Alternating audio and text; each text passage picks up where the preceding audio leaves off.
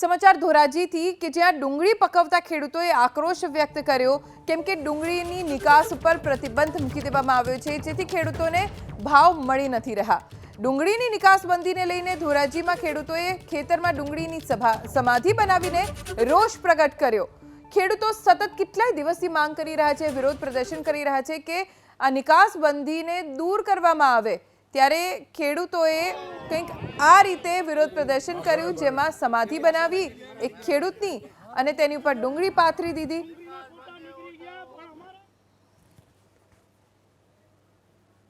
પાલન પોષણ કરે બધા નાના મોટા બધા દરેકનું એ ખેડૂત જ પૂરું પાડે, બાકી કોઈની તાકાત નથી। અને જો આ તમારે બધાને ખેડૂતને પેટે જલમ લેવો પડે, તમારે બધાને સસ્તું ખાવું હોય તો આ બધી સરકારને થોડીક અમે અવાજ કરી છે કે ભાઈ ખેડૂતને થોડોક ભાવ તો મળવો જ જોઈએ।